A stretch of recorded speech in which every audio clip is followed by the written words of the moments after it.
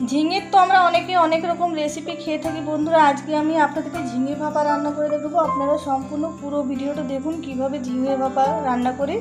আর এখানে ঝিঙে নিয়েছি দেখুন, আর ঝিঙেটা এরকম লম্বা লম্বা করে কেটে নিয়েছি, ভালো করে ধুয়ে পরিষ্কার করে নিয়েছি। এবারে ঝিঙেটা হালকা ভেজে নেব, তার জন্য কড়াই দিয়ে দিলাম সরষের তেল। আর তেল গরম হয়ে গেছে, এবারে কেটে রাখা ঝিঙে দিয়ে দিচ্ছি। আর ঝিঙে ভাপার জন্য কিন্তু অবশ্যই কচি কচি এরকম ঝিঙে নেবেন, তাহলে খেতে ভালো লাগবে। আর ঝিঙেটা এবারে হালকা ভেজে নেব। আর ঝিঙে ভাপার জন্য এখানে দেখুন নিয়ে নিচ্ছে একটা মিক্সি বাটির মধ্যে পোস্ত, আর দিয়ে দিচ্ছি 1 চামচ মতো সরষে, আর তার সঙ্গে দিয়ে দেবো 5টি কাজু বাদাম, আর দিয়ে দেবো একটা কাঁচা লঙ্কা। আর এবারে দিয়ে দেবো এর মধ্যে জল, আর এবারে ভালো করে এটা মিক্সিতে বেটে নেব। আর পোস্তর পরিমাণটা একটু বেশি পরিমাণে দিতে হবে বন্ধুরা, তবেই খেতে ভালো লাগবে। আর ঝিঙেটা দেখুন হালকা ভাজা হয়ে গেছে। এবারে ঝিঙের মধ্যে দিয়ে দিচ্ছি পরিমাণ মতো নুন, আর 1 চিমটে দিয়ে দিলাম হলুদ গুঁড়ো।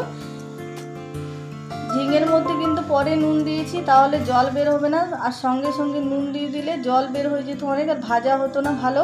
আর দেখুন নামানোর আগে নুন দিলাম, আর এবারে নামিয়ে নিচ্ছি আমি। আর দেখুন ঝিঙেটা হালকা ভাজা হয়ে গেছে। এবারে পোস্তটা বাটা হয়ে গেছে দেখুন, আর পোস্তটা ঢেলে নিচ্ছি। যে টিফিন বাটিতে আমি ভাপাবো সেই টিফিন বাটির মধ্যে পোস্তটা দিয়ে দিলাম। আর মিক্সি বাটি ধুয়ে জল দিয়ে দিলাম। মিক্সি বাটির মধ্যে অনেকটাই পোস্ত লেগেছিলো তার জন্য। আর পোস্ত বাটার মধ্যে দিয়ে দিলাম নুন, পরিমাণ মতো দিয়ে দিলাম হলুদ গুঁড়ো। এবারে নুন আর হলুদ গুঁড়ো খুব ভালো করে মিশিয়ে নেব।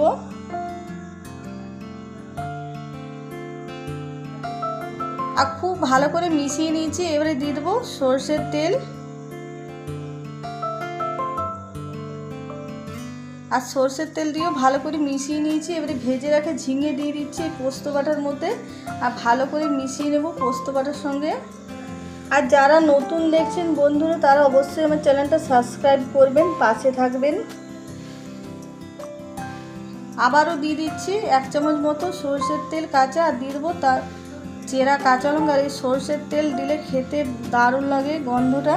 আর এবারে ঢাকনা লাগিয়ে দিলাম। আর ঝিঙে ভাপাবো তার জন্য দেখুন আগে থেকে একটা জাম বাটিতে জল গরম হতে দিয়েছি, আর একটা স্ট্যান্ডের উপর ঝিঙের বাটিটা বসিয়ে দিলাম, টিফিন বাটিটা। আর এবারে 20 থেকে 25 মিনিট মতো ভাপিয়ে নিয়েছি। এবারে টিফিন বাটিটা আমি নামিয়ে নিচ্ছি, আর এবারে ভালো করে ঠান্ডা করে নেব। ঠান্ডা করার পর আপনাদেরকে খুলে দেখাচ্ছি। দেখুন কত সুন্দর হয়েছে ঝিঙে ভাপা। আর এটা গরম গরম ভাতের সঙ্গে নিরামিষের দিনে খেতে দারুণ লাগে, আর কোনো কিছুই লাগবে না এরকম ঝিঙে ভাপা থাকলে। আর কমেন্টে নিশ্চয়ই জানাবেন কেমন হয়েছে কেমন না আজকের রেসিপি।